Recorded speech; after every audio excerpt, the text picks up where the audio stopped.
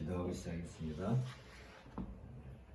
하나님께서 오늘도 우리들에게 귀한 계시의 말씀을 통하여서 우리가 무엇보다도 먼저 하나님을 바르게 아는 것에 우리의 마음을 쏟게 해주시며 감사드립니다. 오늘도 골로새서를 가지고 함께 공부할 텐데 주께서 은혜를 더하시고 또 우리의 마음을 열어 주옵소서. 예수님 이름으로 기도합니다. 아멘. 옥중서신을 우리가 계속 공부하는 중이고요. 이제 골로새서 이제 서론을 다 마치고 본문으로 들어가게 됩니다. 골로새서가 대략적인 그 개요가 있어요. 근데 보통 바울 서신에 어떤 큰 특성이 있는데 바울 서신은 크게 이렇게 먼저 머릿말이 나와요. 머릿말은 주로 이제 인사말이죠. 인사가 나오고 그 다음에 이제 본문이 나와요. 본문은 주로 바울이 어느 교회에게 또 누구에게 이제 전해주고 싶은 어떤 그 신학적인 메시지 이렇게 이제 구성이 되고요. 그리고 이 인사말에는 인사말과 또 감사가 포함되죠. 감사. 주로 이 감사는 하나님께 대한 감사예요. 하나님께 하는 감사. 신학적인 메시지. 이게 이제 주요 바울이 어떤 서신에서 하고자 하는 그 내용이 담겨 있고, 본문 뒤에는 늘 무엇과 연결되냐면 이제 이 본문을 이 텍스트를 이게 말하자면 텍스트가 한다면 이 텍스트를 근거로 하는 그 윤리적인 교훈 이 나오고 그 다음에 이제 다시 인사말로 이제 마무리를 하고 그 다음에 이 인사말 마무리 끝에는 항상 축도 형식의 짧은 그 축도가 포함이 되죠. 그러니까 이게 이제 그 서신의 어떤 형식인데 이런 형식은 아주 고대로부터 사람들에게 이렇게 잘 익숙해진 그런 내용이죠. 우리도 처음에 요즘은 그렇게 편지 안 쓰지만 옛날에 우리가 편지 쓸 때 요즘 가을이면 등하 갇힌의 계절에 부모님 옥체 무량하옵시고 이렇게 인사말로 시작하잖아요. 그런 것처럼 인사말로 해서 머릿말이죠. 처음에 시작할 때 인사말로 하고 그 다음에 거기에 이제 주로 그 당시 지금도 마찬가지지만 우리는 감사의 대상이 수신자, 주로 수신자에 대한 어떤 감사가 포함되죠. 근데 바울은 주로 이 수신자에 대한 그 감사를 누구한테 하냐면 하나님을 향하여서 이렇게 감사를 드리죠. 말하자면 내가 당신한테 이런 은혜를 받았는데 그것은 하나님께서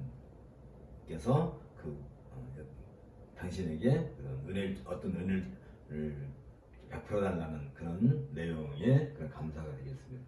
신학적 메시지가 상당히 이제 각 서신마다 독특한 어떤 주제를 여기서 보여주고 있는데 이 주제의 내용은 이 감사의 내용에서 다뤄져요. 그러니까 이 감사할 내용이 결국은 바울이 이 서신에서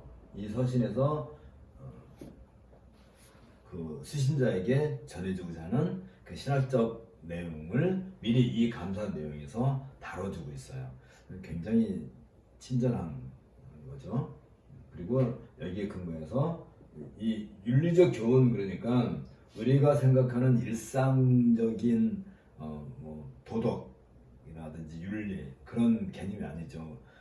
왜 그러냐면 우리가 보통 가지고 있는 윤리관 또 도덕관, 세계관이라고 하는 것들은 자기가 살고 있는 그 시대의 어떤 제한된 현장에서 이렇게 갖춰진 것들이거든요. 만들어진 것들이겠죠. 우리나라는 주로 이제 헌법이 이제 총명으로서 이제 헌법이 있으면 그 아래 이제 뭐 민법, 뭐 사법, 무슨 뭐 여기 경제법 이렇게 세분화돼서 이렇게 이루어진 그 어떤 그 가치관, 이런 법률에 의해서 가치관이 형성이 된 것이 보통 이제 우리나라 사람들의 뭐라 할까요, 그 세계관이 되겠죠.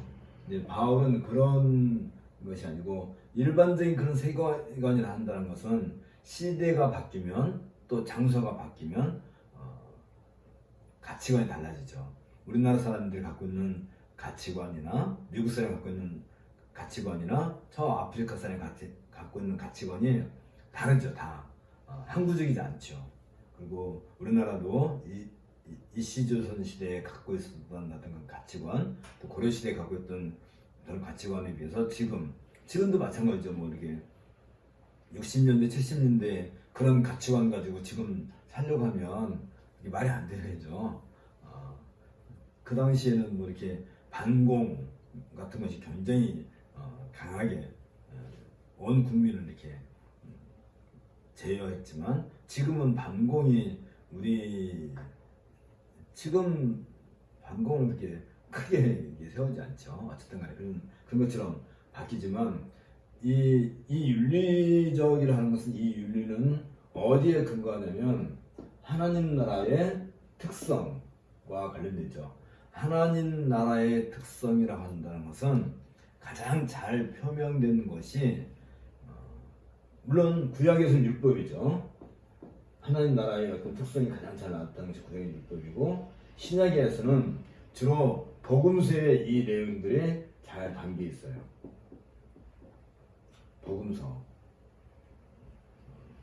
복음서에 보면 많은 그 예수님에 대한 그 이야기가 곧 복음서인데, 이 복음, 예수님에 대한 이 이야기가 곧 뭐냐면 신국 백성이라고 해야 되나요? 하나님 나라의 백성으로서의 구체적인 삶의 전형을 예수님께서 보여주시는 거거든요.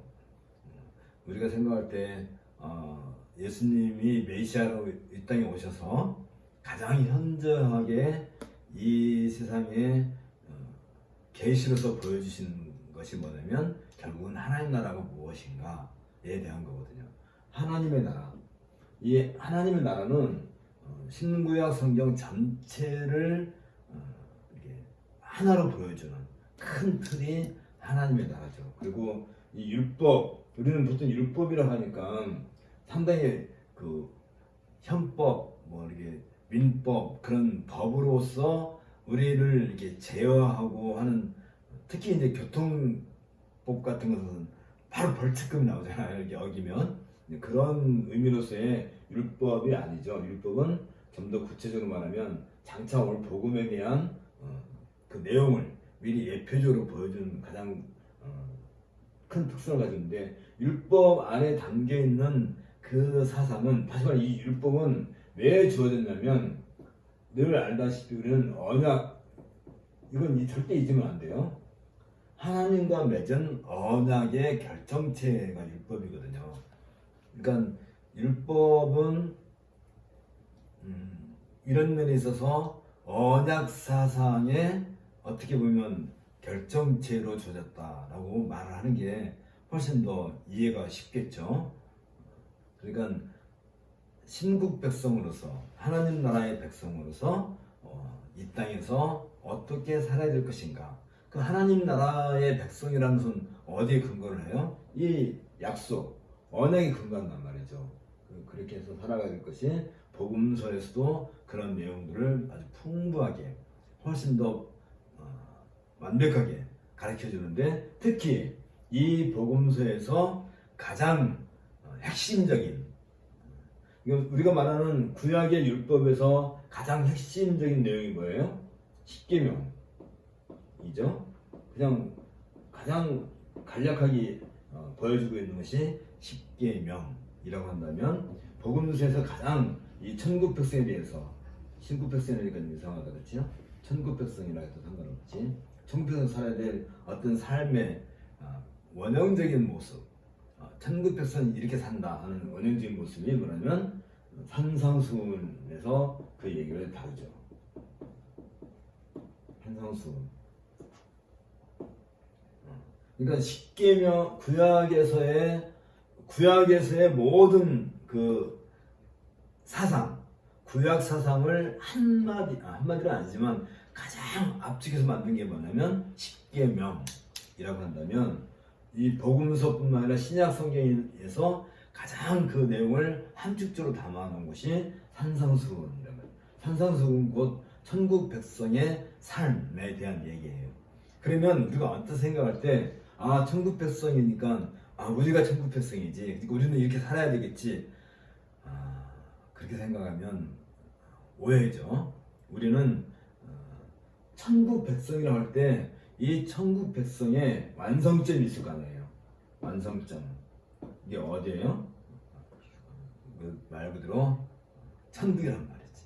우리가 죽었다가 부활해서 간 그곳 사람들의 삶의 표본. 그러니까 이 땅에서 살고 있는 우리는 천국에 있는 그 백성들이 살고 있는 그 삶을 미리 바라보는 것이 산상수훈에 대한 내용이거든요. 그러니까 그 산상수훈을 우리가 읽고 내가 그대로 갔다가 살 수 있는 방법이 우리한테 없는 거죠. 무슨 죄로 우리가 살아요? 화평케 하는 자는 복이 있나니 저희가 하나님의 아들을 일컬음을 받을 것이요. 우리가 무슨 죄로 화평케 하냐고요.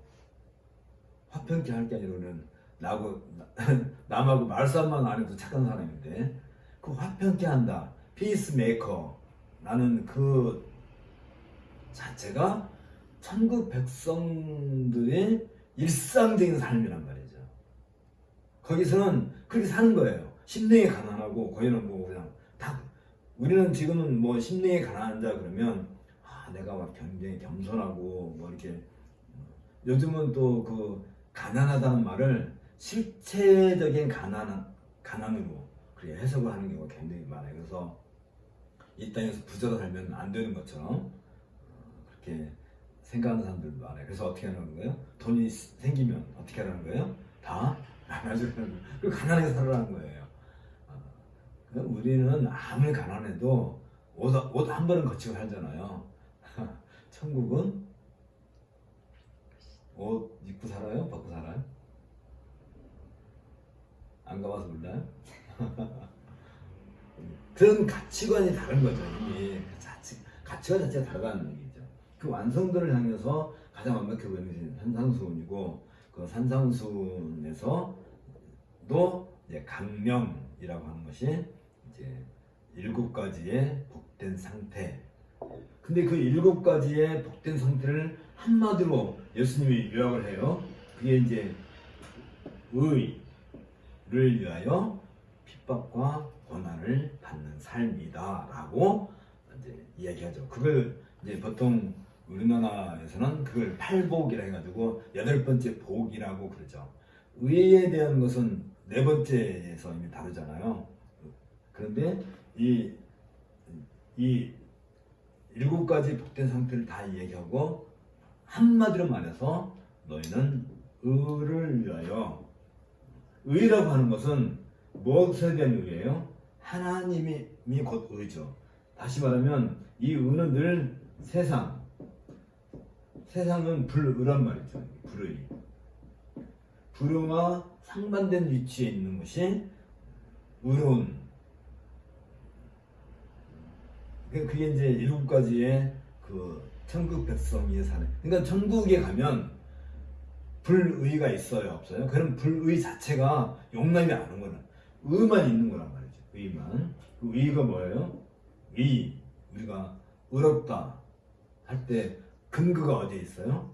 바로 이 율법이라든지 이 복음서라든지 또 이제 이 천국 백성의 삶에 대한 구체적인 내용들, 이 구체적인 내용이 복음서에서 산상수훈을 통해서 충분히 보여줬지만 그걸 좀 더 자세하게 해설을 하는 것이 서신서의 윤리적 교훈이란 말이죠. 근데 이 윤리적 교훈을 얘기할 때 그냥 얘기하는 게 아니라 늘 신학적인 근거, 신학적 근거라는 것은 뭐예요? 복음서에서 이미 밝혀준 예수님의 행적과 관련해서 그것에 대한 구체적인 체계화시켜 놓은 것이 신학이죠. 그 신학적 메시지를 먼저 제시를 하고 그 다음에 거기에 따른 윤리적인 교훈. 그러면 윤리적인 교훈 그러면 무엇과 관련된 거예요? 곧 천국에서 완성된 성도들의 거룩한 백성들의 삶의 어떤 그 전형적인 예표의 성격을 가지고 있는 거죠. 그러니까 우리가 이런 성경을 우리가 읽고 공부할 때 이런 맥락, 이런 흐름을 가지고 이제 바울 서신이라든지 또 공동 서신이라든지 뭐 요한계시록도 마찬가지고 그렇게 읽어야 이게 무엇에 대한 이야기인지를 정확하게 규명이 되는 거죠. 그러지 않고 그냥 빨간 줄 쫙 그어놓고 난 이렇게 살 거야 라고 하면 엉뚱한 결과를 가져오죠. 그게 이제 소위 그 큐티라고 하는 방식이 그래서 이제 좀 위험스러운 경우가 많죠. 어떤 구절을 깊이 묵상하고 그 구절에서 내가 어떤 교훈을 얻어서 내가 오늘 이 교훈을 가지고 살겠다. 그리고 밤에 그렇게 살았는지 점검을 하고 어떻게 보면 굉장히 경건해 보이고 어떻게 보면 참 그 성도로서 참 열심히 사는 것 같은데 문제는 뭐냐면 그날의 에너지가 되는 그날의 어떤 자신의 삶의 동기가 되는 그 말씀 구절이 이런 전반적인 흐름 속에서 자연스럽게 흘러나와 가지고 살아야 되는 건데 그걸 이미 누가 다 했다고요? 서신서들에서 이걸 다 해줬단 말이에요. 구체적으로 이렇게 신자들이 어떻게 살아야 될 것인가. 이건 결국은 무엇에 대한 얘기예요? 천국 백성의 생활 또는 삶, 라이프에 대한 얘기란 말이죠. 어떻게 살 것인가에 대한 구체적인 내용이 이 안에 담겨 있는데 왜 이렇게 완벽하게 보여주고 확실하게 손에 잡히게끔 다 해주는데도 불구하고 왜 이건 손에 안 들고 내가 어떤 성경 구절에 한두 구절 이렇게 밑줄 친 걸 깊이 묵상하고 거기에서 내가 뭔가를 교훈을 얻으려고 하냔 말이에요. 얻을 방법도 없고 이렇게 해명된 완벽하게 보여준 이 삶의 구체적인 내용들이 이 안에 다 담겨 있는데 그런 것은 왜 관심이 없는지 모르겠어요. 일단 한번 보십시다.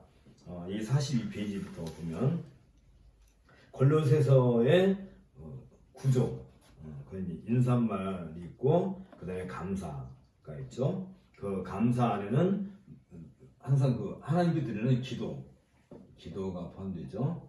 그리고 이 감사와 기도의 내용은 골로새서의 주제를 계속 보여주고 있어요.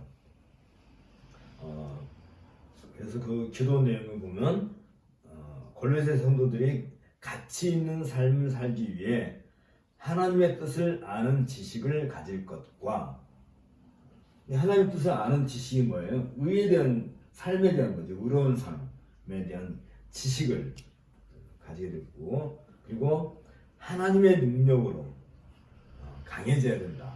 하나님의 능력으로 강해져야 된다는 것은 뭐냐면 그 당시 골로새의 형편에 대해서 우리가 지난 3시간 동안에 충분히 우리 공부를 했죠. 그들이 그 골로새 땅에서 살아가는 방법에 있어서 엄청 지금은 상상도 할 수 없는 거죠.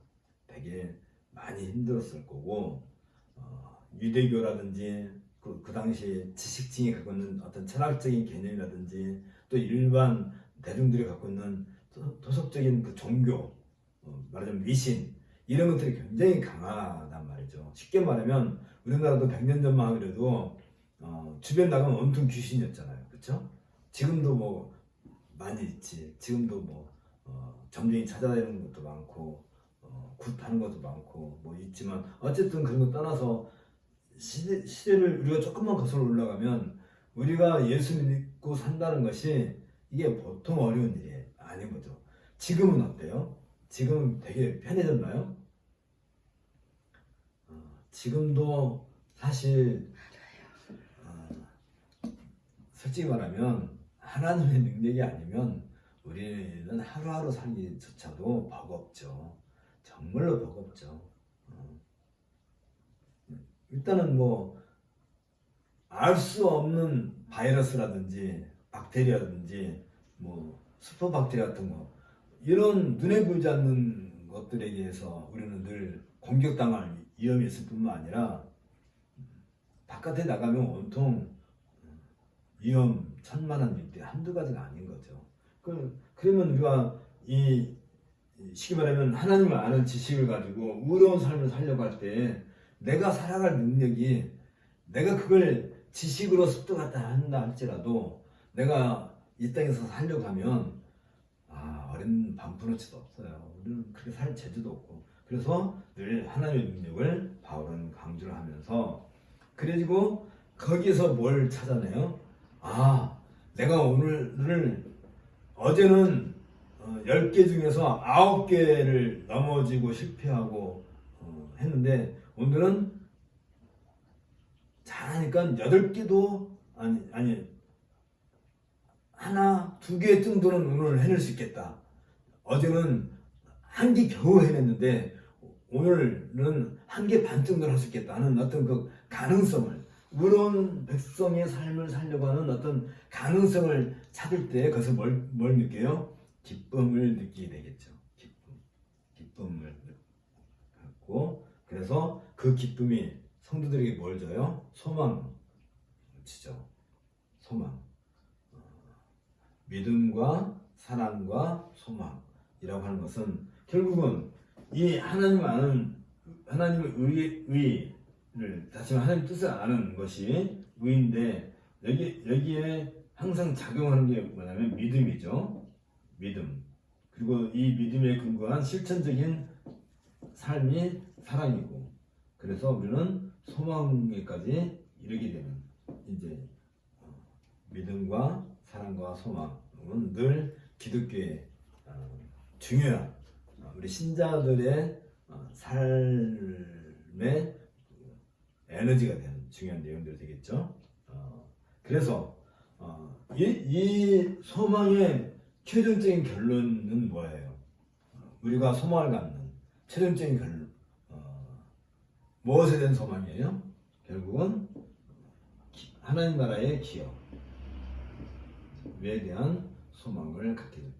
이 하나님 나라 기업은 어디서 약속된 거예요? 이게 처음에 얘기했던 언약. 이 언약이 결국은 하나님 나라의 기업에 대한 약속인 거잖아요. 기업. 성경은 이상하게 어디를 건드려도 어디를 이렇게 들춰내도 지금 우리가 얘기한 이 모든 것들을 그 안에 다 담고 있어요. 그러니까 어디 한두 구절 읽어가지고 내가 오늘 살아야 될 삶의 양식으로서의 어떤 교훈 하나를 찾겠다 한다는 것은 굉장히 유치한 생각이고 어리석은 생각이고 그렇게 얻어질 수 있는 것도 아닌 거예요. 예를 들면 시편에 보면 이런 말이 나오거든요. 어리석은 자는 하나님이 없다 하도다. 그게 오늘 본문이야. 예를 들면 내가 이제 보통 이제 이게 성경 구절을 보면 이게 하나님이 없다 하도다. 거기서 도대체 무슨 교훈을 찾을 거예요? 그럼 오늘은 하나님이 있다는 것을 하루 종일 외치고 살 거예요? 성경은 어느 한 구절을 잘라가지고 그 뜻을 이해할 그런 책이 아닌 거예요. 성경은 창세기 1장 1절부터 요한계시록 21장 전체가 하나의 이게 메시지이기 때문에, 그리고 어디 하나를 쿡쿡 이렇게 바늘로 찔러도 그 이야기에 무슨 내용이 담겨 있어요? 지금 이런 얘기가 나온단 말이죠. 언약을 지체해가지고 쭉 흘러가지고 결국은 우리에게 소망이 천국 백성으로서의 누리게 될 그 기업에 대한 얘기. 그러니까 이건 뭐 피해 나갈 방법이 없죠. 이런 것들이 이 감사와 기도의 내용 속에 바울이 예표를 해줘요. 그러면 이 내용이 바울이 본문에서 하고자 하는 신학적 메시지로 상당히 구체적으로 이렇게 설명을 해줘요. 그래서 이제 본문으로 넘어가죠. 본문에서 뭘 다뤄요? 가장 먼저 바울은 그리스도와 그 복음의 완전성과 충정성, 그리스도가 누군가, 그리고 그의 복음은 무엇인가 해주고, 그 그리스도와 그 복음이야말로 눈꽃만큼도 더하거나 뺄 필요가 없을 만큼 완벽하다, 완전성, 충족성, 이걸 얘기하는 거예요. 여기에서 특별히 바울은 이 골로새서는 뭘 강조를 하냐면 기독론을 강조를 하죠. 주로 기독론 중에서 그리스도의 그 가장 큰 특성으로서 우주론적인 기독론, 그 우주론적인 기독론의 근거에서 이제 구원론적인 기독론으로 이렇게 넘어가게 되죠. 그 우주론적인 기독론에서는 그리스도의 육격과 그리스도의 사역의 성격을 이렇게 보여주고, 그리고 기독론적 그 구원론적 기독론에서는 이제 그 복음의 그 내용에 대해서 충분히 이렇게 다뤄지고, 그 다음에 이제 복음에 대한 변증적인 내용들을 얘기하죠. 어떤 면에서 변증을 얘기하냐면 그들이 골로새 교회 성도들이 처한 그 삶의 정황, 지첸 리벤이라고 하는 삶의 정황 속에서 복음은 우리에게 어떤 능력을 주는지 이렇게 보여주고, 그리고 이제 도덕적이고 윤리적인 가르침으로 넘어가죠. 본문 끝나고 난 뒤에 그게 이제 3장과 4장에서 이제 그런 내용들을 다루게 되는데, 어쨌든 지금은 그래서 이제 우리들의 삶이 구체적으로 어떻게 진행되어야 되는가 너무 상세하게 보여주고 있죠. 그리고 이제 맺는 말로, 인사말, 맺는 말로 골로새서 진행이 돼요. 자, 그러면 이제 1장으로 넘어갑시다.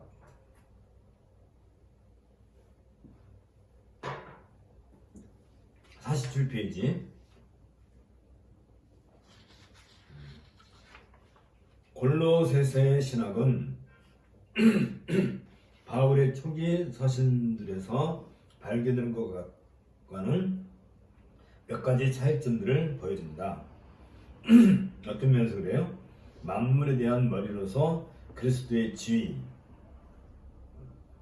그리고 신성의 충만으로 충만케 되어 있는 그리스도에 대한 이해가 매우 확실하게 드러난다.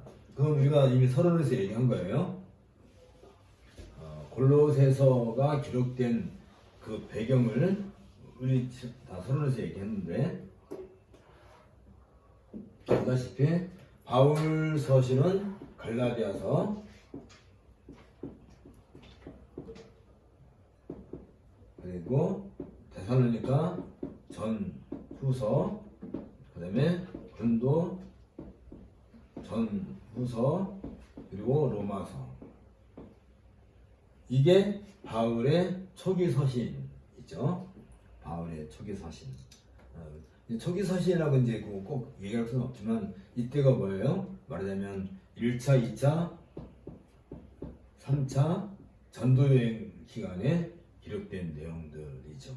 그리고 이제 바울이 가이사라에서 2년 동안 뭘 했을까요? 2년 동안 바울이 이제 가이사라에 구금됐었잖아요. 이게 2년 동안 로마 가기 전까지 뭘 했을까? 2년 동안. 2년 동안이면 굉장히 긴 시간이기도 하고 짧은 시간일 수도 있지만, 아마 바울은 이 2년 동안에 이 복음, 이 갈라디아서, 데살로니가전서, 고린도전서, 로마서. 로마서도 뭐 굉장히 신학적으로 완벽하죠. 뭐 이런 내용들에 대해서 본인도 충분히 더 스타디했을 뿐만 아니라 예수님에 대해서도 더 많이 또 구약에 대해서도 훨씬 더 많이 연구를 했을 거란 말이죠.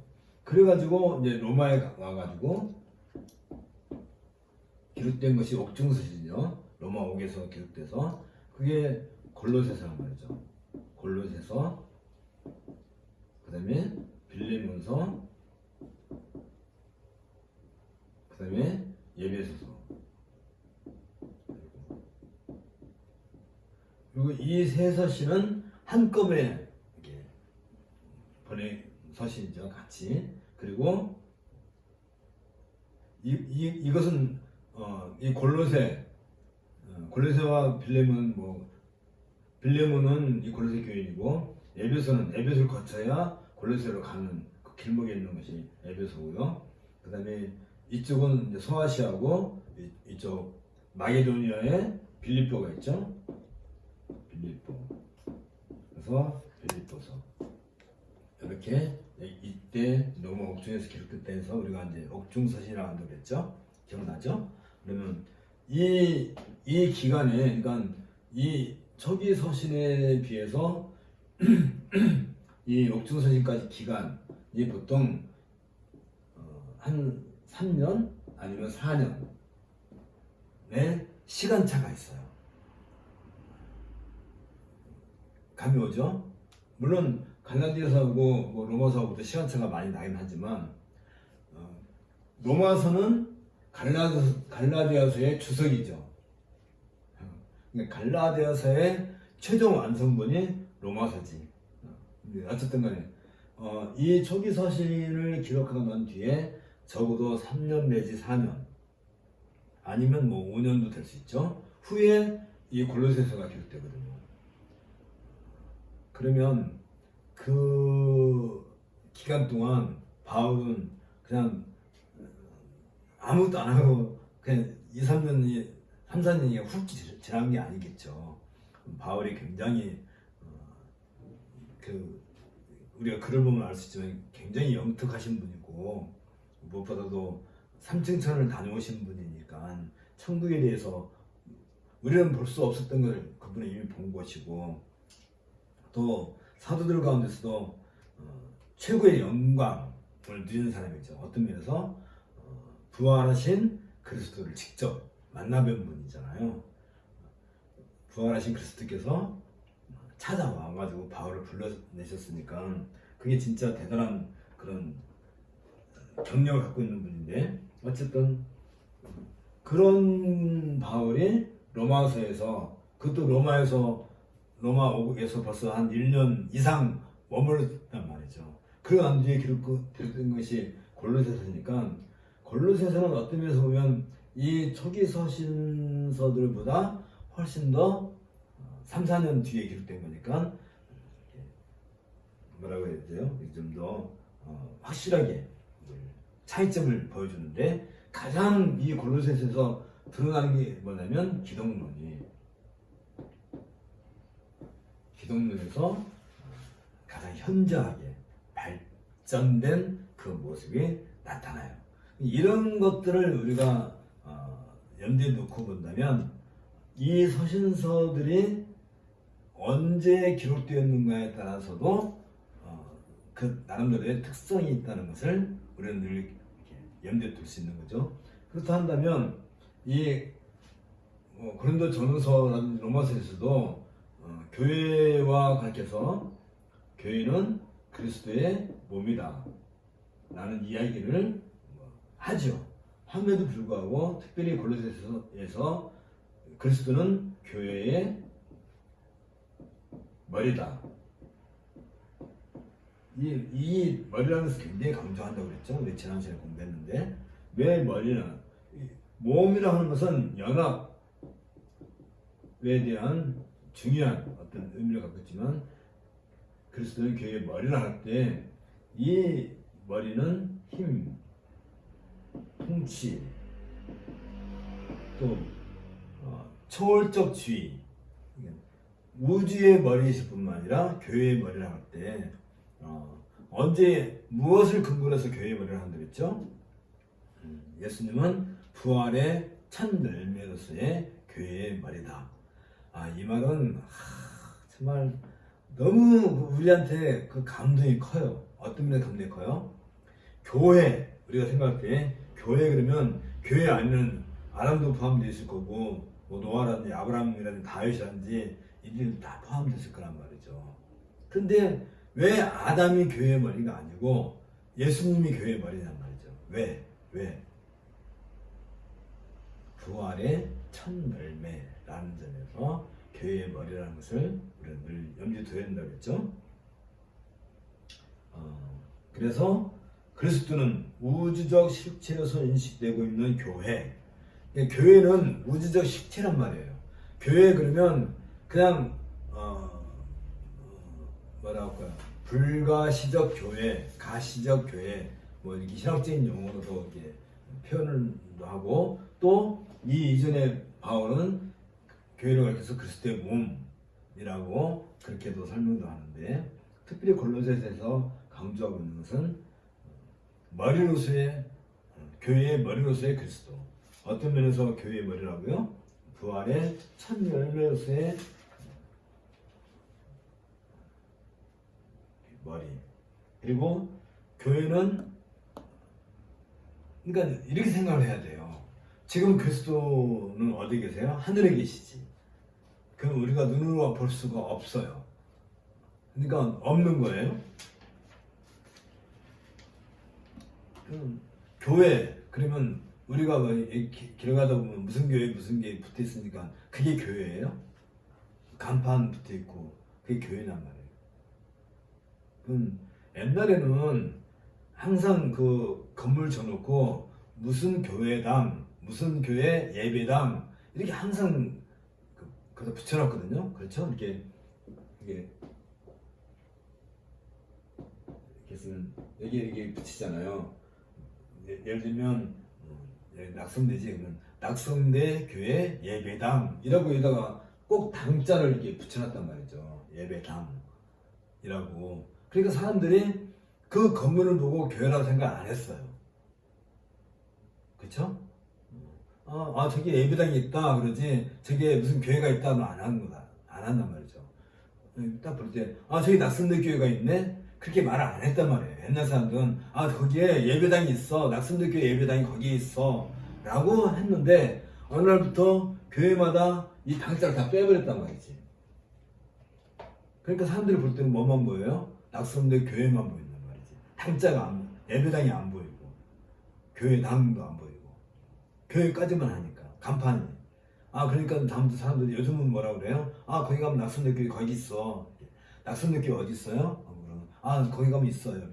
옛날에는 낙성대 교회 예배당이 어디 있어요? 이렇게 물었단 말이지. 그러니까 언어가, 우리가 사용하고 있는 언어가 언어 사이에 변질된 거죠. 변질됐다는 것이 좋은 의미로 변질된 게 아니라 안 좋은 의미로. 그래서 보통 사람들이 교회 그러면 그냥 이게 십자가 달려있는 건물을 갖다가 자꾸 교회라 생각. 상당히 물질적이잖아요. 그리스도가 눈에 보이나요? 교회가 눈에 보이나요?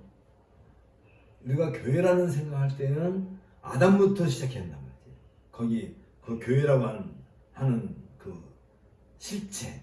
그래서 교회는 늘 우주적이라고 하는 거예요. 우주적이란 말은 굉장히 크다는 말도 있지만 눈에 안 보인다는 말도 그 안에 담겨 있는 거잖아요. 우주를 보신 적이 있나요? 우주를 보셨어요? 우리는 그냥 안드로메다 그 성운이라든지 무슨 오리온 자리 성운 뭐 그런 걸 이제 허블 망원경 통해서 사진 찍은 걸 본 것뿐이지, 우리가 언제 우주를 봤나요? 우리가 지금 하늘 보면 하늘에 무슨 별들이 많이 있지만 그냥 궁창, 옛날 말은 궁창이지, 그냥 하늘에 떠 있는 별을 본 것이지 그게 우주는 아니잖아요. 그리고 저쪽 남반구에 가면, 우리는 북반구에 살잖아요. 남반구에 가면 전혀 여기서 볼 수 없는 별자리가 또 남반구에는 가 있잖아요. 남반구에 가면 가장 눈에 확실하게 띄는 별자리겠죠. 뭐죠? 남십자성. 남십자성. 남반구. 북극 아니 이쪽 북쪽 지방은 북극성. 이게 남쪽에 산 이게 지구 남반구에 사는 사람들은 이쪽으로 올라오기 전까지는 죽었다 깨어나도 북극성을 볼 일이 없겠죠. 여기 한번 가본 적 있어요? 호주 가보신 적 있어요? 그럼 아직 남십자성을 못 보셨겠네? 한번 보세요. 기가 막혀요. 와, 그리고 하늘에 이렇게 해변에 벌레는 보는데 눈에 뭐가 보여요? 남십자성이 딱 떠 있는 거죠. 감동이지. 근데 우리나라 아니 우리 남쪽 사람들이 북쪽에 왔을 때 해변에서 딱 누워있으면 뭐가 보여요? 중심이 항상 북극성이 보인다고. 감동일 거란 말이죠. 물론 그렇지만 그게 우주는 아니에요. 아주 그 우주에 비하면 굉장히 작은 거지. 그러니까 내가 지금 말하고 있는 것은 뭐냐면 이 우주론적 기독론이라고 할 때 이 교회는 그런 의미로서의 교회란 말이에요. 우주적인 실체란 말이에요. 실체. 허블 망원경 몇백 개를 갖다 놔도 안 보이는 거예요. 다 볼 수가 없는 게 교회란 말이지. 근데 그걸 바울은 이 골로새서에서 그걸 보여줘요. 그러니 이 골로새서가 굉장히 짧은 글이잖아요. 편지잖아요. 이 짧은 편지 속에 어떻게 이런 걸 여기다 집어넣었는지 이건 양자 컴퓨터로도 아직 양자 컴퓨터가 뭐죠? 지금 컴퓨터가 10,000년 동안 해야 될 일을 양자 컴퓨터로 며칠 만에 해결한다고 하는데 어쨌든지 간에 그걸로도 이렇게 해결이 안 되는 얘기가 골로새서에 담겨 있다는 것이 너무 그 다음에 이건 꼭 읽어야 돼요. 정말로 중요한 얘기인데 그 그리스도 안에서 우주론적인 그리스도 안에서 성도들은 구속을 받고 죄사함을 받아서 하나님과 화해를 이루고 있다. 여러분들은 혹시 하나님과 우리와의 관계 속에 있어서 우리가 죄사함을 입었다, 또 구원을 받았다, 구속되었다. 구속은 곧 속량되었다는 얘기잖아요. 죄사함이랑 똑같은 얘기죠. 구속, 속량, 구원, 죄사함 다 같은 고엘이란 말이죠. 같은 의미로서 다 나온 건데 죄사함의 비밀 그러면 그 사람만 무슨 죄사함의 비밀을 알고 있는 것처럼 오해하면 안 되죠. 그리고 그렇게 말해서도 안 될 거고 어쨌든 간에 우리가 하나님과 화해 하나님은 아까 의라고 했죠. 완벽하게 의로운 분이신데 이 완벽하게 의로우신 그 분과 우리가 화해할 수 있는 방법이 있을까? 과연 우리는 죄로 말미암아 잉태되었고 죄 가운데서 태어났고 죄악 가운데서 평생을 지금까지 살아왔는데 이 죄에서 철저하게 공의로우신 하나님께서 우리를 용서해 줄 수 있겠냔 말이에요. 그래야 화해가 되는 건데. 그런데 바울은 뭐라고 얘기해요? 그리스도 안에서 성도들이 구속을 받았다. 죄사함을 받았다. 라고 얘기해요. 그러니까 하나님과 화해를 이룰 때 완전히 의로우신 하나님과 우리가 화해를 이룰 때 어떤 면에서 화해를 이루게 되는 거예요? In Christ. 그리스도 안에서. 그러니까 내가 화해를 하나님과 하는 게 아니라 하나님이신 그리스도, 이 하나님이신 그리스도. 아, 이 말이 참 또 나 오늘 무슨 필 받았나 봐. 이렇게 하고 싶은 얘기가 많아. 아이가 잘못을 했어요. 예를 들면 엄마가 애지중지하는 컵을 아이가 깨트려 먹었어. 그럼 아이는 겁이 나죠. 도망가면 안 잡히나요? 언젠간 잡힐 거야. 근데 그 아이가 엄마에게 빨리 엄마의 마음을 이렇게 할 수 있는 방법이 뭐냐면 엄마 품에 달려 들어가는 거야. 뭐 유리잔 하나 깨갖고 그거는 그러나?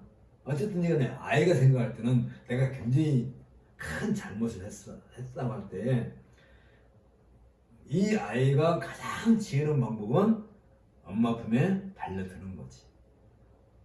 그 엄마는 연문도 모르고 왜 이제 눈물 지지 흘리면서 엄마 나 저거 뭔데 유리를 깼든지 뭐 접시를 깼든지 뭐 무슨 일을 벌여놨단 말이지. 그럼 엄마가 화를 내도 그 아이를 죽이진 않겠지 뭐. 물론 딴 것들은 아니겠지 뭐. 어쨌든지 간에 그 방법이 엄마 편에 뛰어드는 것이 가장 엄마와 빨리 화해할 수 있는 접촉점이 되는데 우리는 뛰어갈 재주도 없고 하나님 품에 달려갈 재주도 없는데 그리스도 안에서 이 그리스도 안에서 할 때는 그리스도라는 말 속에는 항상 예수 그리스도는 같은 거잖아요. 누가 있는 거예요? 성육신하신 예수님. 예수님이 오셔서 쉽게 말하면 나는 죄악 가운데 아무것도 할 수 없고 무능하고 하나님을 볼 그런 지식도 없고 하나님을 알 지식도 없는데 어떻게 한 거예요? 그리스도께서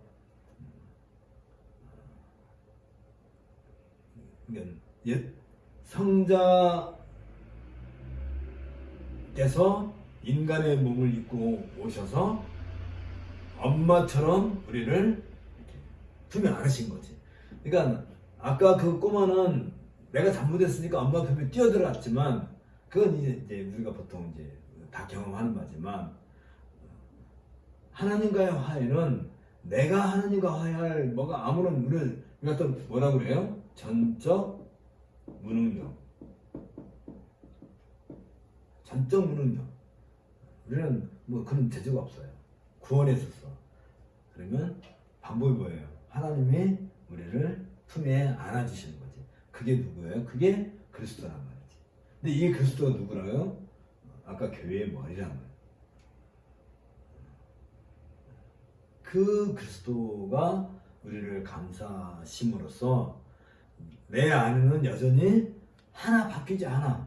있는 그대로야. 태어날 때 그 모습, 그러니까 자란 그 모습. 우리는 여전히 그냥 사람이고 그냥 아직도 하나님에 대해서 뭐 안다고 아무리 공부해도 다 알지 못할 거고.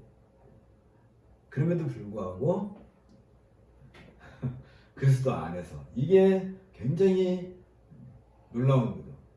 그러니까 내가 하나님과 화해할 방법도 없는데 이미 내가 하나님 품 안에 있기 때문에 자연스럽게 하나님과 우리 사이에 뭐가 된 거예요? 구속, 속량, 죄사함, 고엘, 구원이 되는 거란 말이죠. 여기에서 우리가 공로를 내세울 건 뭐가 있어요? 아무것도 없는 거. 우리는 그냥 아무것도 한 것이 없어. 하나님이 다 하셨어. 하나님이 성육신 하셨지. 하나님이 인간의 몸을 입고서 고난을 다 당하셨지. 십자가에 죽으셨지. 그리고 부활하심으로써 스스로 당신이 하나님으로서 증거했지. 우리가 증명해 준 것도 아니잖아요. 당신이 다 증거 다 했지. 그리고 우리를 전적 무능력 상태에 있는 우리를 안으셔서 구속을 받고 죄사함을 받고 화해를 이뤘다. 그래서 이제 여기까지는 보통 우리가 이제 다 하는 얘기들이에요. 뭐 우리가 신학적으로 다 이건 다 얘기가 되는 것들이에요. 근데 이제 바울은 여기에서 이제 한마디 더 나가냈죠. 아까 본문 다음에 윤리적인 그 교훈으로 넘어간다고 했죠. 그래서 어떻게 된다고요? 성도들의 생명은 그리스도 안에 감춰져 있다. 근데 이 그리스도는 어떤 그리스도예요? 하늘에 계신 그리스도란 말이에요. 지금 이 그리스도는. 그러니까 우리의 생명은 지금 어디가 있어요? 그리스도와 우리가 연합돼서 그리스도가 우리를 안고 부활하셔서 승천하셨잖아요. 그러면 우리는 어디에 있는 거예요? 우리는 하늘에 있는 거죠. 그렇죠? 우리의 생명은 하늘에 있는 그리스도 안에 현재는 감춰져 있단 말이에요. 어떤 의미에서? 그게 명확하게 표시가 되지 않고 드러나지 않기 때문에 그냥 바울은 그냥 감춰져 있다라고 얘기하지만 감춰져 있다는 이 말이 너무나 이게 그 뭐랄까요? 감칠맛 나는 얘기 같아. 그쵸? 우리의 생명이 지금 이 땅에 살고 있는 내 육신이 가지고 있는 이 생명은 이건 눈에 보이는 생명인데 진짜 우리가 누릴 참된 그 새 생명은 그리스도 안에 감춰져 있다. 왜 감춰놨을까요? 왜 이렇게 다 보여주지 않게 감춰놨을까? 그건 철저하게 보호하시기 위한 거죠. 우리가 뭘 감추는 이유는 왜 감춰놔요? 그게 아무한테나 함부로 보여주지 않기 위한 거죠. 어쨌든 간에. 그래서 그게 지금은 눈에 보이지 않지만 우리에게 있어서 어떤 경험이 있어요? 그런 예수님이 십자가에서 죽으셨고 부활하셨다고 하는 것이 역사적 사실로 그게 소설 속에 있는 얘기인가요? 아니면 역사적 사실로 우리가 믿는가요? 우리가 물론 역사적인 사실로 그걸 믿어요. 믿는 걸로 끝내지 않고 우리가 십자가에서 그리스도와 함께 죽었다가 살아났다. 왜? 우리의 생명은 어디에 있다고? 그리스도 안에 있기 때문에. 그 경험을 우리가 실제로 하는 거야. 어떤 면에서 어떻게? 그게 뭐예요? 세례란 말이죠. 세례. 우리가 어렸을 때 이런 것을 구체적으로 다 알지 못하고 세례를 받았다 할지라도 그때는 몰랐겠지 물론. 아니 난지 8일 만에 할례를 받았는데 이 아이가 할례에 대해서 뭘 알아요? 언제 알게 될까요? 나중에 성장해서 충분히 신학적인 그 공부를 해서 할례가 나한테 이런 의미가 있구나 깨닫는 거죠. 그러면 그 아이가 할례 받은 경험이 있다는 거예요? 없다는 거예요? 있는 거잖아요. 실제로 자기 몸에 할례를 했고 그 의미만 몰랐을 뿐이지 나중에 아는 것처럼 우리도 우리 몸에 할례의 흔적이 있는 거죠. 우리 몸에. 어떻게? 세례가 곧 할례니까. 단지 칼로 안 했을 뿐이지. 물로 했을 뿐이지. 칼이나 물이나 칼도 사람을 죽이는 거예요.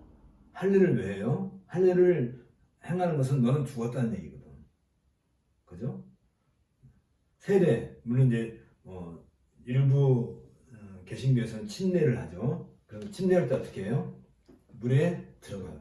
물에 왜 들어가요? 죽었다는 걸 얘기하는 거잖아요. 죽음. 근데 그 러시아 정교회는 그런 침례를 해요. 침례라는 방법이 참 재밌어요. 이렇게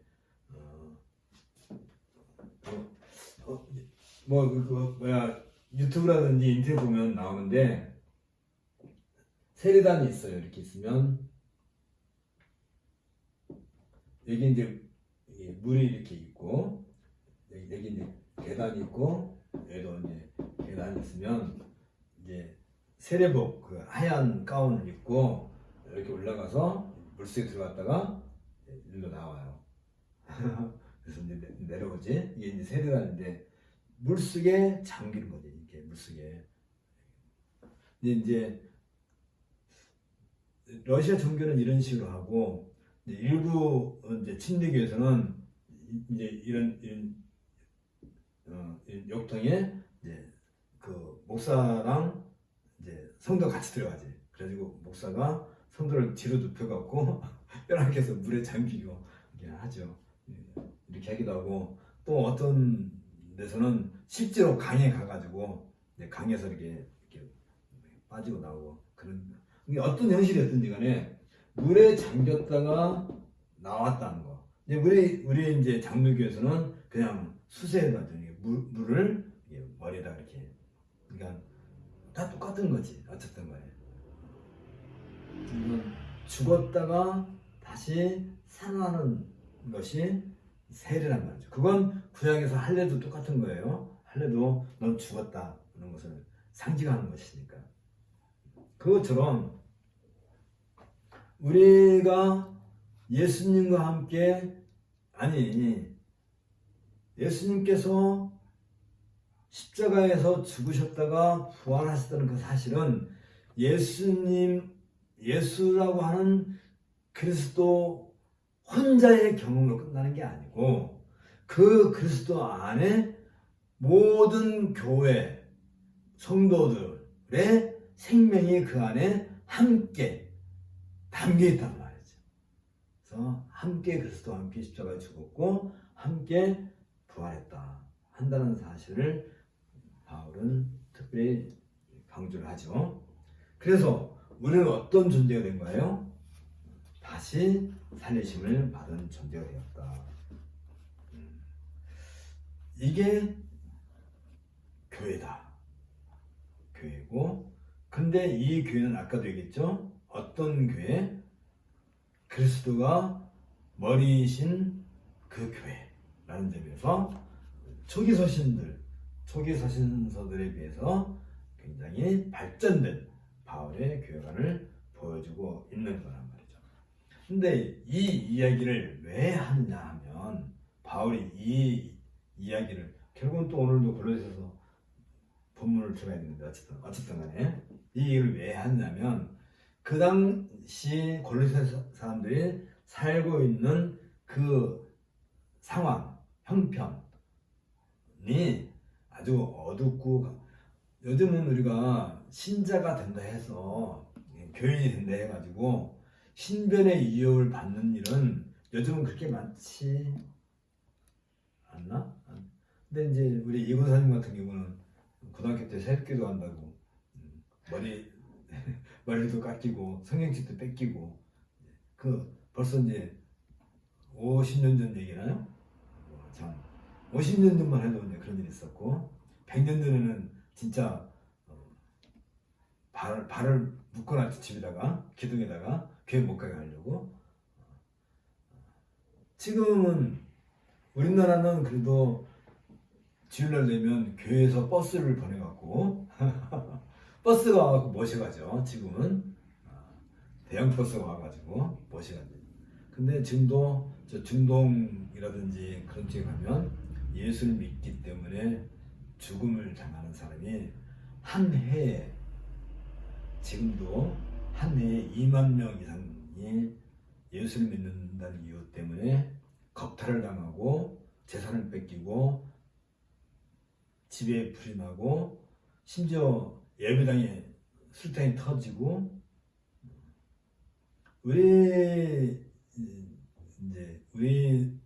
우리나라 그 국군이 평화유지군으로 가 있는 곳이 동티모르라고 하는 섬이 있어요. 동티모르 지금도 가서 평화유지군이 가 있는데 거기에는 이슬람과 기독교가 늘 싸우는 곳이에요. 그래서 그 평화유지군이 유엔 평화유지군이 가 있는데 거기는 지금도 그런 일이 생긴단 말이죠. 예수를 믿는다는 이유 때문에 언제 죽을지 모르는. 이제 10몇 살짜리가 예수 믿는다는 이유 때문에 옷을 다 벗겨주고 뭐 이렇게 아주 악한 일을 당하는 그런 일들이, 그리고 죽여요. 뭐 살리는 것도 아니고 죽여버렸지 뭐. 그런 일들이 지금도 있어요. 이런 걸 우리는 피부로 못 느끼니까, 일상에서 뭐 전혀 우리는 뭐 지금은 피부로 못 느끼니까, 이런 고린도서 읽을 때 그게 피부로 와닿지 않는 거죠. 그냥 우리는 그냥 지식적으로 이걸 이렇게 있지만, 이 당시 사람들은 거기가 이제 그 골로새 그쪽에 히에라라고 하는 그 여신을 섬기는 동네라고 그랬잖아요. 그래서 그 동네, 골로새 바로 윗동네가 히에라폴리스라고 이름까지도 이 여신 이름 따서 이름 졌는데, 그만큼 우상이 심한 그런 곳이에요. 그리고 모든 지역사회 경제가 다 이 히에라 그 숭배랑 다 연결되어 있단 말이에요. 모든 일상의 삶 자체가, 먹고 마시고 하는 그 모든 것들이. 그러니까 이제 늘 초대교회에서 어떤 문제 생겨요? 내가 이 고기를 먹어야 될까 안 먹어야 될까? 바울이 뭐라 그래요? 먹어도 되지만 혹시라도 믿음이 약한 사람이 그 고기 먹는 걸 보고 시험에 들지 모르니까 그 사람을 위해서 먹지 마라, 이런 얘기 다 해준 것처럼, 모든 고기는 일단 신에게, 그 지방 지역 신에게 바쳤단 말이에요. 바쳤다가 그게 푸주권으로 넘어와서 이제 팔린단 말이지. 그러면 이 신자들이 그 고기를 사 먹을 때 늘 이건 우상이 바쳤던 재물인데 이거 먹어야 되나 안 먹어야 되나? 우리는 아무 생각 없이 먹어요. 그렇죠? 우리가 뭐 먹지만, 그 중에 어떤 사람들은 나 우상 이게 들여진 이 소고기는 도저히 안 먹을 거야. 그래서 안 먹는 일이 생길 거란 말이죠. 근데 그것뿐만이 아니라 이 일상의 모든 삶이 종교와 다 연결되어 있기 때문에, 내가 기독교인이 된다, 내가 기독교를 개종했다 한다면 모든 경제 활동에서 축출되는 거 똑같아요. 다시 말하면 관공서, 공무원 같으면 공무원도 그만둬야 되고, 그렇잖아요. 지금도 마찬가지잖아요. 내가 이슬람 교인인데, 이슬람 무슨 기관의 사람인데 내가 기독교를 개종했다 한다면 그 모든 것을 다 포기하고 나오는 거죠. 지금도 이쪽 뭐 파키스탄이라든지 이쪽에 가게 되면 기독교인 되면 감옥에 갇히기도 하고 그러잖아요. 그럼 일상의 모든 삶을 다 포기하는 거예요. 다 포기해야 돼요. 그게 그들은 실감이 되는 거고, 그런 것 자체가 다 뭐예요? 이런 것 자체가 다 전쟁. 이걸 바울은 다른 말로 하면 영적 전쟁이라고 합니다. 실제적인 삶의 모든 상황 속에서 전쟁과 같은 신앙생활을 하는 것이죠. 근데 이럴 때 바울이 강조하고 있는 것이 바로 교회의 머리이신 그분과, 그분이 우리를 감싸서 우리의 참 생명을 그분이 감춰두고 계신다. 모든 악의 세력으로부터 우리의 생명을 지켜주신다는 의미로서 이런 얘기하는 거죠. 그러니까 우리가 그리스도와 연합되고 새 생명으로 거듭났다는 이 놀라운 사실은, 일상의 삶에서는 모든 경제적인 거, 또 삶의 터전을 다 포기하고, 그래서 어떻게 된 거예요? 그러면 우리가 기독교 신앙이 됐다는 것은 영적 전쟁에 참여하게 되는 건데, 그래서 이 영적 전쟁에 참여하는 우리는 늘 누구와 다 싸워요? 세상과 싸우는 거죠. 세상은 악의 존재고. 그러면 이 영적 전쟁을 치르고 있는 이 상태가 곧 교회죠. 그걸 아까 산상수훈에서 뭐라고 그래요? 의를 위하여 고난을 받는 거라 라고 얘기하는 거죠. 그러면 우리의 생명은 물론 그리스도 안에 감춰져 있다 하지만 이 교회 안에 있는 우리는 어떤 일을 해야 되는 거예요? 이제 여기 있는 이 군사들, 수많은 군사들은 이게 하나의, 이건 굉장히 하나의 산업 공동체를 이룰 수밖에 없는 거란 말이에요. 쉽게 말하면 옛날 유대인들은 가나안 땅에 살 때는 다 유대인들이니까, 유대교도들이니까 뭐 먹고 사는 일에 아무 문제가 없었단 말이에요. 그냥 다. 근데 그들이 바벨론이라든지 아니면 다른 데로 이주하게 되면 여기 골로새 이쪽 지역에도 2만 세대가 유대인들이 왔단 말이에요. 그 유대인들은 어떻게 해요? 자기들끼리 따로 생활 공동체를 만들어가지고 먹고 사는 삶의 자급자족을 해오는 거란 말이죠. 그래서 자기들의 신앙을 지켜나가는 것처럼 기독교도 마찬가지예요. 그 당시 골로새 교회가 뭐 얼마나 교회가 많이 있었겠어요. 얼마 안 되지만 소수의 사람들일 텐데 이제는 그들은 바깥에서 어떻게 먹고 살 길이 없어요. 그럼 어떻게 해야 돼요? 자기들 안에. 그래서 생활 공동체, 산업 공동체가 될 수밖에 없었던 거지. 지금도 이런 게 있죠. 유대인들은 당연히 그렇게 하고, 특히 유럽에 가면 집시들도 이러죠. 집시들은 국적도 모두 이제 뭐 애매한 떠들이들. 그러니까 자기들끼리, 지금 집시는 이제 주로 뭐라고 해야 되나요? 동양에서 하지만 이 집시들도 자기들끼리 그 공동체를 이루고 자기들 안에서 삶을 유지해 나가는 거죠. 그게 좀 더 일찍이 올라가게 되면 옛날에 이제 종교개혁 이후에 상당히 많은 개신교도들이, 특히 프랑스 유그노들이 이 천주교의 핍박을 피해서 어디로 가요? 깊은 산으로 간단 말이죠. 그 지방에 있는 것은 다 포기하고, 집이고 영토고 다 포기하고 이 사람들이 올라가요. 자기의 믿음을 지키기 위해서 깊은 산으로 들어가가지고 거기에서 땅을 경작하고 거기에서 자녀를 키우고 거기에서 자녀들을 또 가르치고, 그런 공동체를, 소규모 공동체를 자꾸 만들 수밖에 없었잖아요. 그게 뭐 종교개혁 이후에만 그런 게 아니라 그 이전에도 천주교 속에서 오랫동안 많은 그 박해 가운데 있었던 수많은 그 믿음의 선진들, 거기에 이 책에 있는 것이 그 얘기죠. 이 책에 있는 그 내용들이 왈도파, 발도파, 칼빈파라고 이제 그렇게 세계 교회에서 말하지만 그렇게 파라고 하면 안 된단 말이지. 정파라고 하면 정파가 아니니까. 그 사람들이 다 이 개신교의 복음을 가지고 있었던 사람들이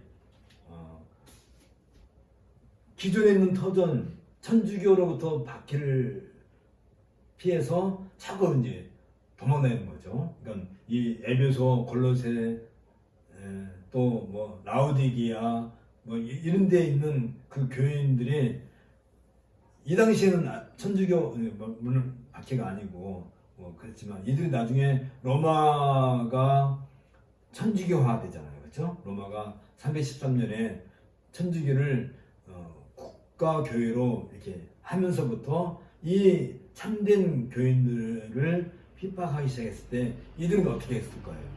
이 터전을 다 놓고 자꾸 도망다니는 거죠. 그래서 자기들끼리 새로 공동체를 만들고 그들이 곧 쉽게 말하면 바울, 또 왈도, 발도 뭐 이런 걸로 이게 역사 속에 천주교가 역사를 기록하다 보니까 이단이라고 그렇게 이름을 붙여서 나오긴 하지만 어쨌든 간에 지금 이 골로새도 아직은 이제 로마가 천주교가 되기 이전이니까 그 당시에는 이 지방 종교, 토속 종교, 특히 이 히에라, 이 토속 종교에다가 플러스 유대교,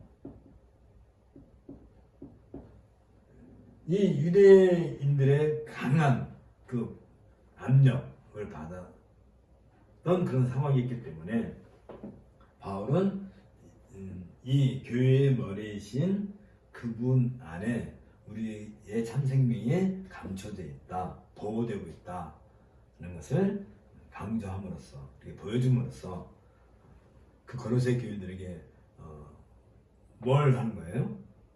그들의 믿음을 강하게 지켜낼 것을 강조한단 말이에요. 그래서 거기 47페이지 가운데 보면 고로새 교회 성도들이 이 거짓 주장에 노출되어 있다고 에바브라가 바울에게 보고한 것은 그만큼 이 거짓 주장이 고로새 교회에 심각한 영향을 미칠 수 있다는 사실을 암시해주고 있고요. 에바브라는 그게 가장 큰 걱정거리야. 자기가 이 고로새 교회에 목회하고 있는데 정말 가장 큰 그 현실적인 문제, 그걸 바울에게 이제 얘기했을 거고, 바울은 거기에 대한 해답으로 골로새서를 기록해 주게 된 거죠. 때문에 바울은 성도들이 받은 그리스도의 복음으로, 근데 이 그리스도의 성도들이 받은 그리스도의 복음 누구로부터 받은 거예요? 에바브로부터 받은 거지. 근데 에바브라는 누구한테 복음을 받은 거예요? 바울로부터 받은 거지. 바울은 누구한테 복음을 받았어요? 부활하신 그리스도에게서 복음을 받은 거지. 그러면 결국은 이 성도들은 누구한테서 복음을 받은 거예요? 참 성경은 어디 하나가 참 우리를 감동시키지 않는 데가 없어요. 바울이 어떻게 회심을 했어요? 사도행전 이제 16장에서 우리가 본 것처럼 부활하신 그리스도 예수를 만나가지고 직접 이분이 나타나가지고 바울은 회심을 하게 되죠. 이건 놀라운 거예요. 이것은 놀라운 사건이죠. 우리가 지난번에 한번 얘기한 거예요. 이때 바울은 이 빛의 세계를 알게 되고 이 복음을, 이 그리스도 예수에 대한 복음을 이제 1차, 2차, 3차 전도여행을 했었고, 또 에바브라에게 이제 여기 나와 있는 에바브라에서 이제 복음이 받게 됐고, 에바브라가 골로새, 이 골로새 속에 누가 더 있어요? 오늘 우리도 포함되어 있는 거지. 그러니까 결국은 우리도 복음은 누구한테 받은 거야? 예수님. 우리도 결국은 부활하신 그리스도에게서. 이건 요한 사도는 요한 1세에서 이걸 갖다 어떻게 얘기해? 친교, 교제, 또 코이노니아, 이런 말로 표현하죠. 이게 사도란 말이야, 사도. 사도는 예수님과 함께 먹고 자고 만지고, 그 경험을 사도가 뭘로 해요? 이 에바브라는 것은, 요한은 이걸 글로 얘기해요. 글. 다시 말하면 요한 서신이지. 요한 서신 통해서 우리를 만나게. 그러니까 결국 우리가 이 서신을 통해서 누구를 만나요? 사도를 교제를 하고, 사도는 예수님과 교제를 하고, 교제가 이 교제가 아니래, 그렇지? 교제를 하고 코인을 하고. 근데 이 예수님은 그 누구라고요? 하나님이시다. 이제 요한은 여기까지 나가지, 하나님까지. 그러면 내가 성경을 통해서 사도들과 교제한다는 겁니다. 다시 말하면 바울, 지금 골로새서니까 바울과 교제한다는 것은 그리스도를 통해서 누구랑 교제하는 거예요?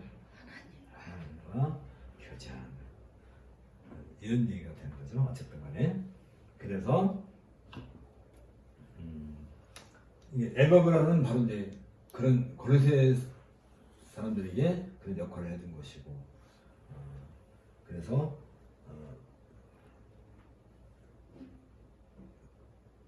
성도들이 받은 그리스도의 복음으로 이 거짓 주장들을 타파하고 무너뜨리고 무찌르고 굳건한 믿음으로 진보할 수 있도록 하기 위해, 진보라고 해요.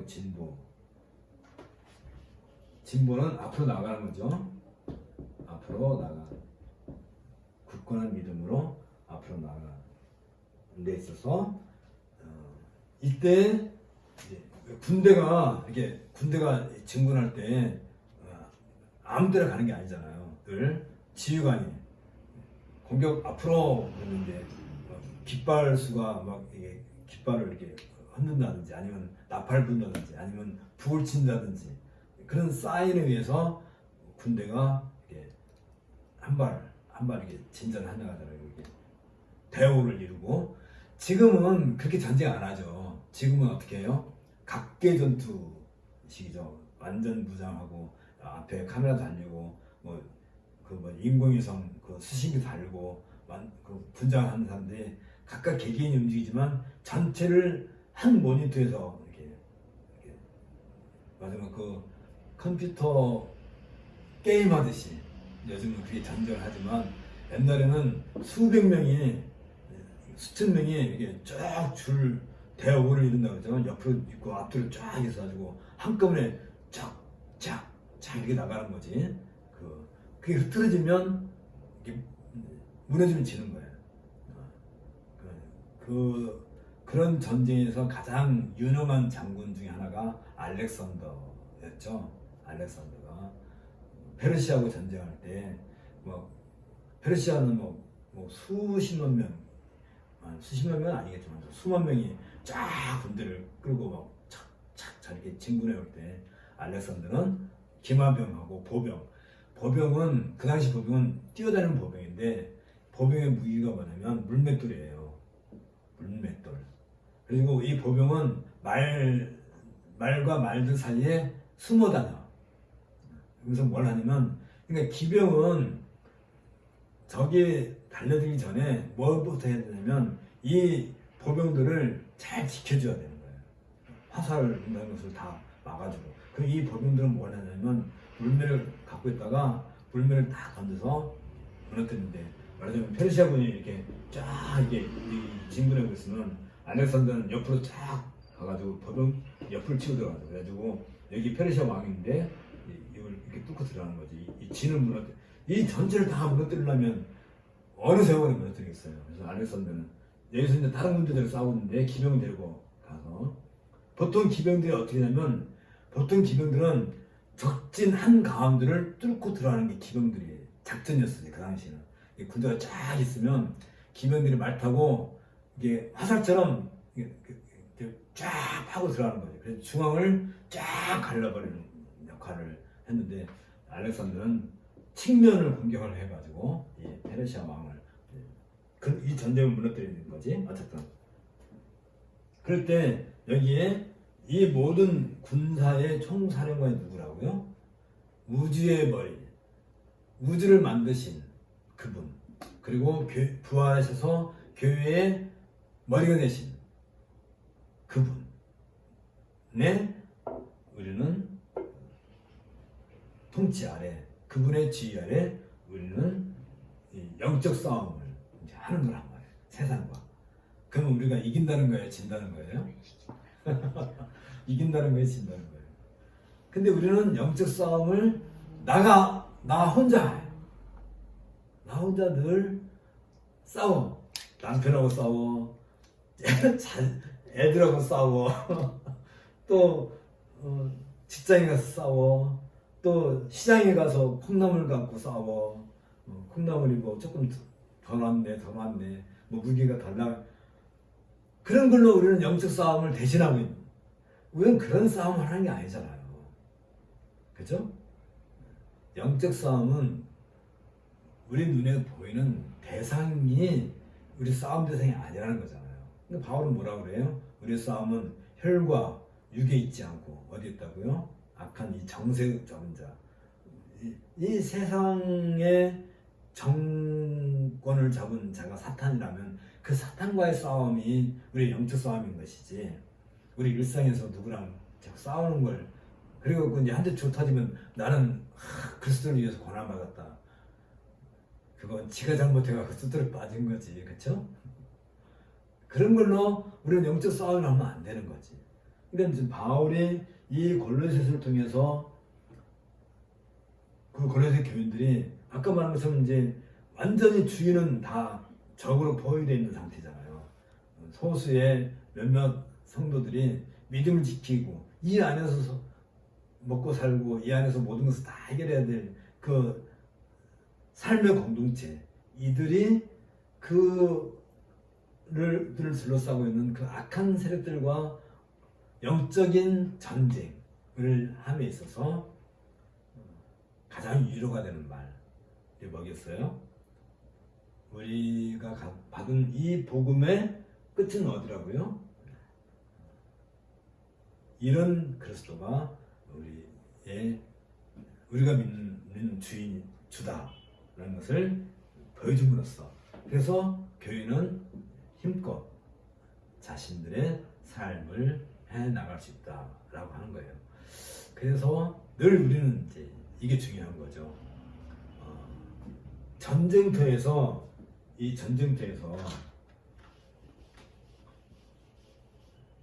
이제 아군이 있고 적군이 있잖아요. 근데 서로 이제 싸움이 생길 거 있잖아요. 근데 이 싸움을 할 때 이 본진에서 이탈된다는 것은 곧 죽음과 같은 의미가 있는 거죠. 그래서 전쟁터에서는 낙오된다든지 또 이탈한다든지 도망간다든지 한다는 것은 곧 죽음이에요. 그리고 이 전쟁이 딱 시작됐을 때 뒤로 도망가는 사람은 무조건 죽여버리죠. 앞으로만 가야지. 뒤로 도망가는 놈은 무조건, 그러니까 얼굴은 돌릴 수 있지만 지금 적군과 적서 싸우고 있는데 몸을 돌리고 있으면 이쪽에서 어떻게 해요? 죽이는 거예요. 그러니까 얼굴만 보이면 죽이는 거지. 뭐 전쟁터에서 너 나 봤어? 너 우리 편이야? 물론 옷으로도 구분도 되겠고 뭐 얼굴 생김새가 구분되긴 하겠지만, 일단 전쟁터에서는 얼굴만 마주치면, 그러니까 등이 보이면 우리 편이고 얼굴 보이면, 가슴이 보이면 적인 거잖아요. 그래 안 그래요? 뭐 너 어디 소식이고 언제 물어보고 싸우나? 그러니까 딱 가서 얼굴 보면 무조건 붙잡고 싸우는 거지. 무슨 뭐. 그러니까 이탈을 한다든지 또 등을 돌린다든지 그런 경우는 곧 죽음입니다. 죽음. 그래서 항상 어떻게 하는 거예요? 항상 적진을 향해서 이쪽을 향해서 얼굴을 보고 함께 발을 맞춰서 나가는 것이, 이게 뭐예요? 이게 교회란 거예요. 요즘은 교회에서 서로 싸우는 게 너무 많고 하도 많이 분파가 갈라지고 이제는 누가 적인지를 모르겠어 도대체. 아니 실컷 동지인 줄 알았더니 언제 보니까 적이야. 이런, 요즘은 그렇게 된다 하지만 어쨌든 이런 데 있어서 일사불란하게 대오를 갖추고 항우를 해 나가는 이런 것이 이제 골로새 더우면 이제 그 얘기도 나오죠. 그런 것을 목적으로 바울은 이 글을 쓰고 있다는 걸 볼 수 있죠. 자, 그래서 1장 1절 2절 나가기가 이렇게 힘드네. 48페이지.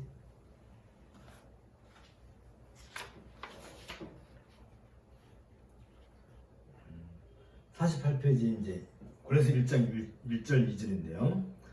가장 중요한 말은 바울은 자신을 가리켜서 하나님의 뜻으로 말미암아 그리스도 예수의 사도된 바울 이렇게 밝히고 있고요. 하나님의 뜻으로 말미암아. 하나님 뜻은 뭐예요? 하나님 뜻은 우리가 그리스도 예수 안에서 말씀과 복음으로 자라서 우리의 지식이 하나님을 알아가는 것이 하나님이 가장 기뻐하시는 뜻이란 말이에요. 그 일을 위해서 바울을 부르신 거예요. 그러니까 이런 말도 참 우리가 오해하기 쉬운 말이죠. 하나님의 뜻으로 말미암아 내가 사도가 되었다. 그러니까 이 말을 본따서 오늘날 많은 사람들이 하나님의 뜻으로 내가 장로가 되었다. 하나님의 뜻으로 내가 집사가 되었다. 하나님의 뜻으로 내가 목사가 되었다. 이런 말 하면 돼요, 안 돼요? 하나님 뜻이 뭐란 말이에요. 하나님이 가장 기뻐하시는 뜻이 바로 이거란 말이죠. 이 복음을 전하는, 복음을 이 복음을 전함으로써 결국 뭐예요? 이 아까 골로새 성도들이 이 복음을 통해서 결국은 누구를 만나요? 누구를 알아요? 결국은 하나님을 아는 지식까지 충만하게 되는 것이 그게 하나님 뜻이야. 그 일에 바울이 사도로 부름을 받았단 말이에요. 하나님의 뜻으로 말미암아 사도가 되었다는 것은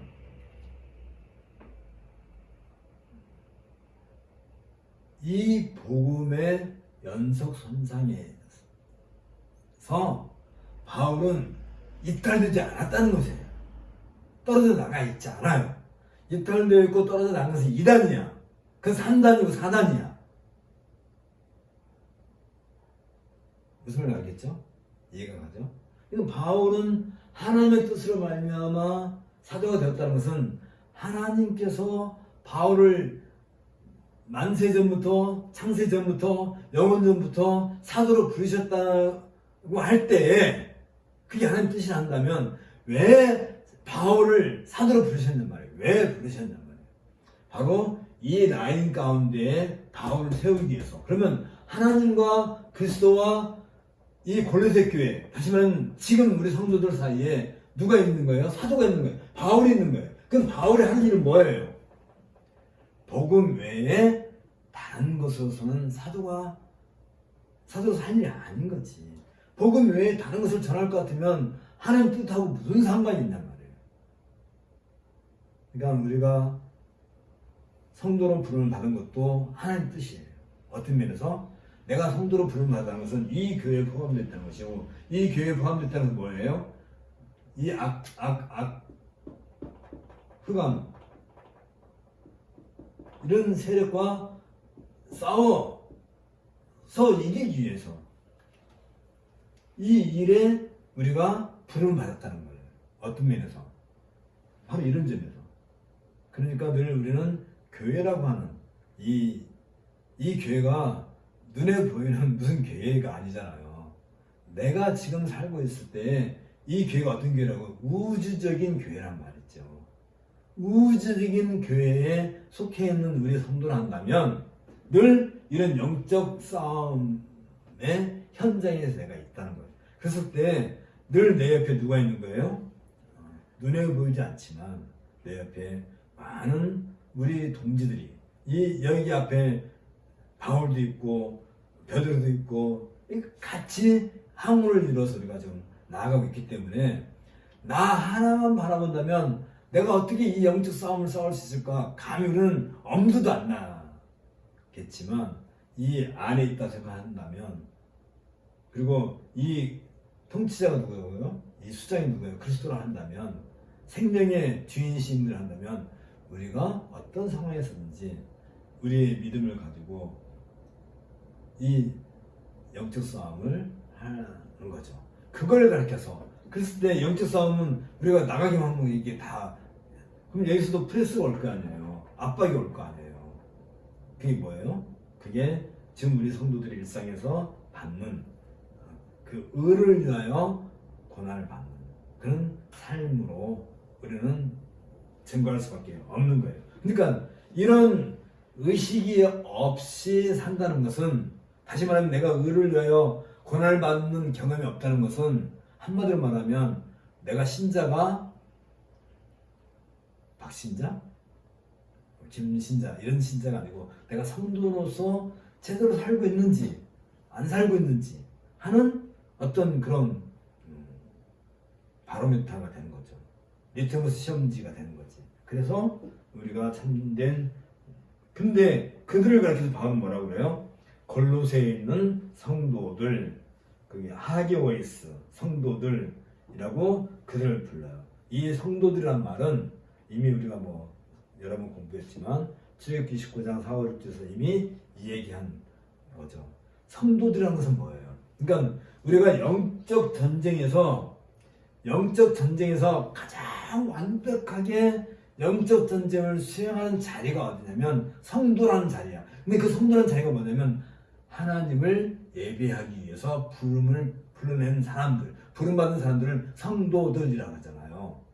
그러니까 우리가 하나님께 예배하는 그 자리가 영적 전쟁의 최첨단의 자리, 말하자면 최전선의 자리가 어디예요? 하나님께 예배하는 자리가 최전선의 자리고, 그 자리에서 내가 승리한 것을 우리는 날마다 경험하는 거지. 언제? 예배를 통해서, 그리고 마지막 그 축도의 선포를 통해서 우리는 그 승리의 기쁨을 누리게 되는, 매주마다 우리는 전쟁에서 승리하고 있는 거죠. 그걸 늘 경험함으로써 그 경험이 우리에게 뭘 갖다 줘요? 기쁨을 갖다 주고, 그래서 또 삶의 터전을 위해서 아까도 얘기했지만 이 산업 공동체죠, 교회는. 그러니까 우리가 세상에 나가서 열심히 산업 활동을 하는, 생산 활동하든 뭘 하든 경제 활동을 하는 것은 결국은 누구를 위한 거예요? 교회를 위한 것이 되는 거지. 여기까지 연결돼야 됩니다. 그게 성도란 말이죠. 성도들. 그래서 교회 하나를 잘 이렇게 보존하는 것이, 역사적인 교회를 보존하는 것, 중요한 것이죠. 그래서 1장 1절 2절까지 오늘 같이 공부했습니다. 다음에 3절부터 1장 1, 2절 가기가 되게 시간이 많이 걸렸네요. 기도하겠습니다. 주님, 우리가 이 땅에 살고 있다는 것이 그저 고난의 연속이고 핍박의 연속만이 아니라, 이러한 가운데서도 우리는 매주마다 영적 전쟁을 통해서, 우리의 예배 활동을 통해서 승리하고 또 새 힘을 얻게 해주신 그 은혜를 감사드립니다. 오늘 우리가 배운 이 말씀이 우리의 일상에 있어서도 늘 자신감을 갖고 또 승리했던 이 기쁨을 가지고 우리의 삶의 현장에서도 우리가 굳건하게 우리의 믿음을 지키고 한 발 한 발 전진해 나갈 수 있도록 은혜를 더하여 주옵소서. 예수님 이름으로 기도합나이다. 아멘. 수고했습니다.